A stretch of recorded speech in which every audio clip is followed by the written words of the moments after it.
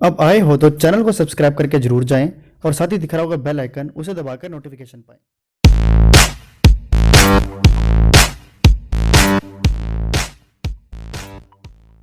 दोस्तों, independent TV के उपभोक्ता हैं तो मैं समझ सकता हूं कि आप परेशान हो चुके हैं कि यार इंडिपेंडेंट टीवी लेकर बहुत बड़ी गलती कर दी है। एक तो सर्विस भी बंद हो गई, पैसा भी हमारा डूब चुका है। अब इससे कैसे निजात पाई जा सकती है, कैसे बाहर निकला जा सकता है, इसी को लेकर आपके मन में ये सवाल बने हुए हैं कि आखिर क्या इसमें वापस से सिग्नल हमारे लिए शुरू होंगे या फिर हम समझ लें कि हमें कोई दूसरा डीटीएच कनेक्शन को ही चुनना पड़ेगा।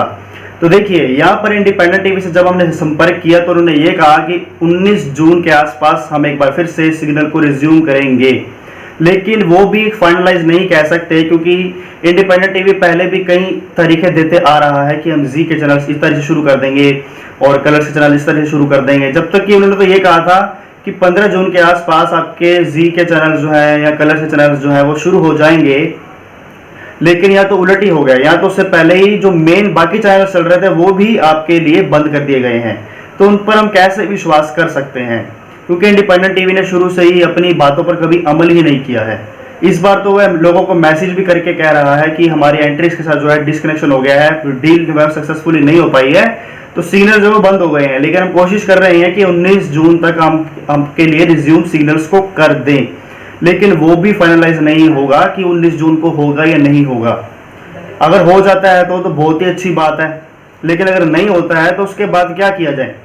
तो देखिए, या तो दो ही चीजें हो सकती हैं। सबसे पहली बात कि इंडिपेंडेंट टीवी हमेशा के लिए शटडाउन हो जाएगा, बिजनेस जो है वो खत्म हो जाएगा, या फिर ये हो सकता है कि इंडिपेंडेंट टीवी अगर अपने आप को सर्वाइव रखना चाहता है तो वह किसी बड़े डीटीएच ऑपरेटर के साथ मर्ज कर सकता है। जिस तरह से आपने देखा है कि डिश टीवी, वीडियोकॉन भी आज के वक्त में मर्ज होकर चल रहे हैं, तो इस तरह से इंडिपेंडेंट टीवी भी अपने आप को मर्ज करके चल सकता है।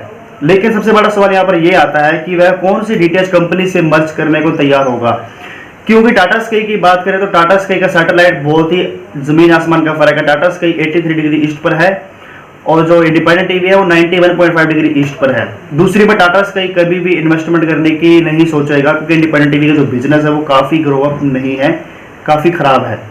दूसरी बात, एयरटेल डिजिटल टीवी की बात करें तो एयरटेल डिजिटल टीवी का कोई भी विचार नहीं है कि वह इंडिपेंडेंट टीवी खरीदने की कोशिश करेगा। उसका बल्कि ये विचार चल रहा है कि वह डिश टीवी, वीडियोकॉन का बिजनेस अपना बना ले।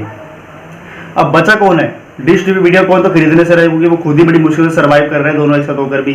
नए चैनल्स हमारे लिए बहुत ही रेयर जल्दी लॉन्च होते हैं। तो आखिर में जो विकल्प बचता है वो है हमारा सन डायरेक्ट। जी हाँ, सन डायरेक्ट ही इंडिपेंडेंट टीवी को खरीद सकता है या फिर पार्टनरशिप में मर्ज कर सकता है, ताकि दोनों जो है वो बिजनेस अपने ग्रो कर सकें।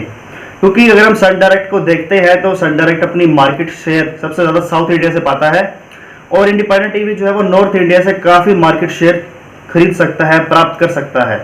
तो ऐसे वक्त में इंडिपेंडेंट टीवी या फिर सन डायरेक्ट एक दूसरे के साथ हो जाते हैं तो इंडिपेंडेंट टीवी की सर्विसेज में आपको बेहतरी देखने को मिलेगी और सन डायरेक्ट की सर्विसेज में भी आपको बेहतरी देखने को मिलेगी।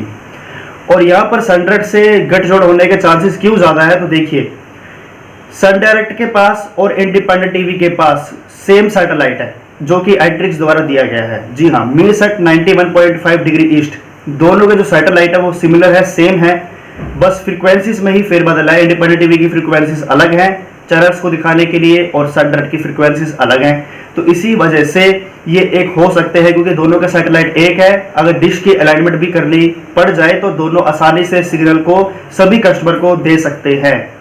दोस्तों, यहाँ से आसार नजर आ रही है कि इंडिपेंडेंट टीवी या तो सन डायरेक्ट के साथ मर्ज हो जाए या फिर वो हमेशा के लिए बिजनेस को बंद कर सकता है, या फिर आखिर में जो विकल्प हमारे लिए यही बचता है कि या तो 19 जून के आसपास हमारे लिए सर्विसेज को एक बार फिर से रिज्यूम कर दिया जाए।